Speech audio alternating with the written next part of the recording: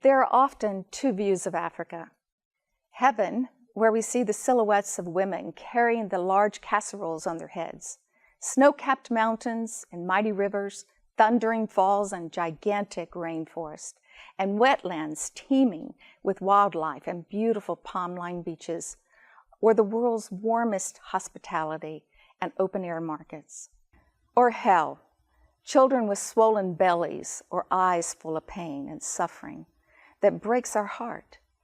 A continent mired in desperate plague, poverty, and corruption at all levels of government.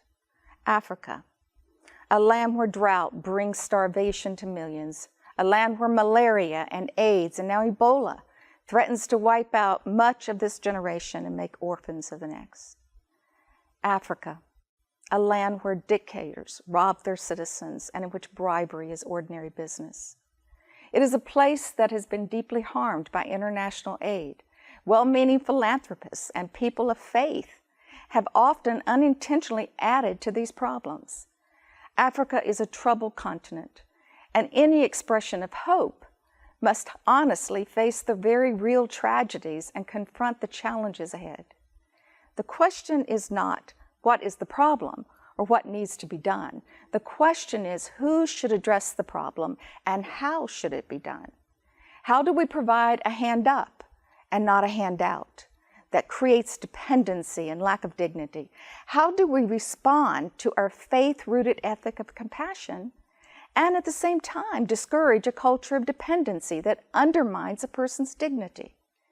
How do we identify trustworthy and capable partners who are willing to be mutually accountable for long-term comprehensive and sustainable solutions? We all know of programs and projects where funds have been misused and abused and left the people and the communities substantially unchanged. Imani Bridges is unique in our stability. Our mission didn't just begin with what we wanted to do. It didn't begin with our own agenda for Africa. This is a vision born in Africa of African indigenous leaders, stakeholders who are already respected leaders in their communities and in their countries. Most have received little or no funding from the West, yet they have accomplished amazing things through their denominations and through their people. The single best investment we can make is in leadership that is esteemed and credible before we show up. Because of who we are, this makes us unique in our sustainability. Imani Bridges is unique in its approach to sustainability in that we have made significant investment in a collaborative of denominational powerhouses. Through these leaders, we also have access to NGOs and government officials and community, education, and business leaders. Many who work in Africa serve through a single entity, church, or cause. The problem with this approach is high turnover of leadership at the local level. We even have this problem here in the US, where the average tenure of a senior pastor is less than 4 years.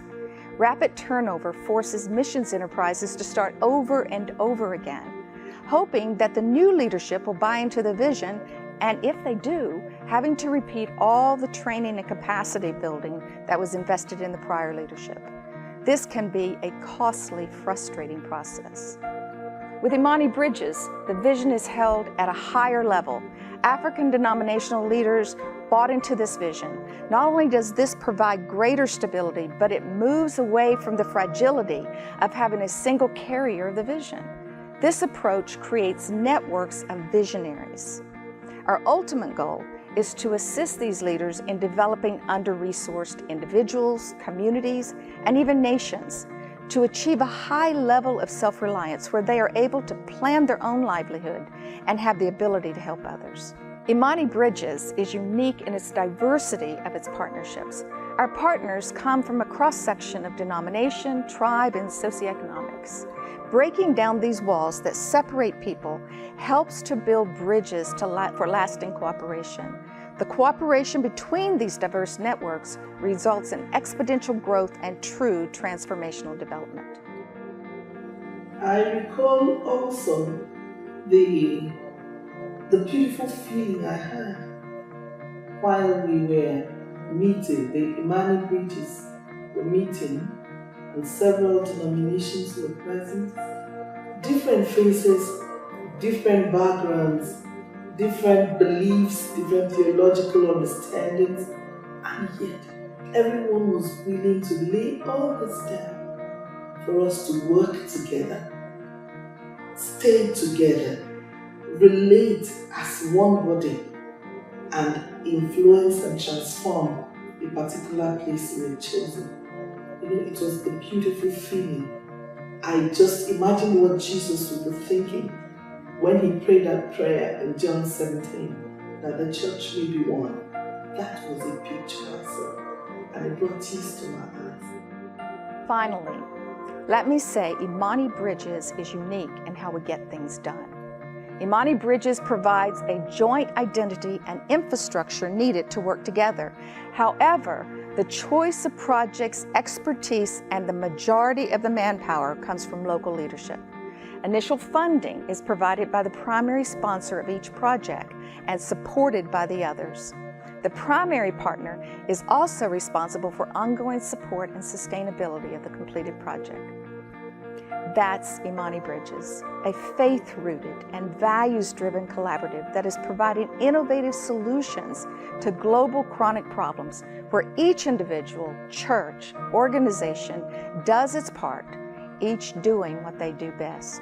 By leveraging our spiritual gifts and resources, we can maximize our reach and effectiveness to address these chronic problems and challenges.